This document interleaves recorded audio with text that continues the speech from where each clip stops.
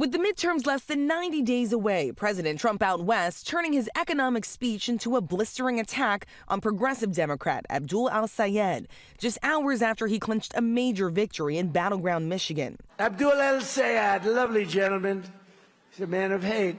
This morning, El-Sayed punching back. I'm glad he thinks I'm a lovely gentleman. A lot of people think so. Look, this is the response that they have. You notice what he talked about. First, look at the background. It says no tax on tips. The man can't stay on focus. That's like the one thing that he did to offer any economic relief. With Americans concerned about the economy and rising costs, the president dismissing that. The economy is the greatest economy we've ever had by far. The economy aren't good. They're fake polls, just like fake writers. The president again promising that as soon as the war ends, prices would go down on oil and gas. Then moments later saying this. It's dropping. And we may have to send it up again. We may have to, you know what happens when we send it up, but we hope we don't have to. The president trying to focus on El-Sayed, branding him as a communist. El-Sayed saying he's ready for the attacks. They're going to point at me, they're going to point at my name. It's like, well, he's different. That's the best you got? You can't actually talk about what you want to do? My name is not raising your gas prices.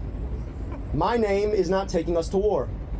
My name is not the reason you can't afford your groceries. You know what it is? Their BS policies.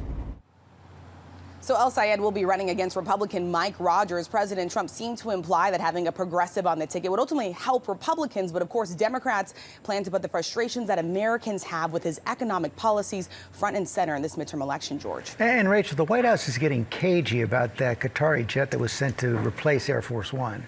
Yeah, they certainly are this morning, George. Look, for months, President Trump has said this $400 million luxury jumbo jet, that gift from Qatar, would be going to his presidential library after he leaves office. But this morning, the White House says this is an open question, telling us that no final decision has been made on where exactly the plane is going to go. But we want to emphasize that is not what the president has said. I pressed him on this repeatedly last May. He told me that it would be going to his presidential library. He talked about the plane being decommissioned. He said that this was not a personal gift. He called it a gift to the Department of Defense. And again, it was millions of dollars in taxpayer money that went to retrofitting this plane with now no clear idea of where it's going to head after the president leaves office. It's hard to see how it would be legal or constitutional for it to go to the president for personal use. Okay, Rachel, thanks very much.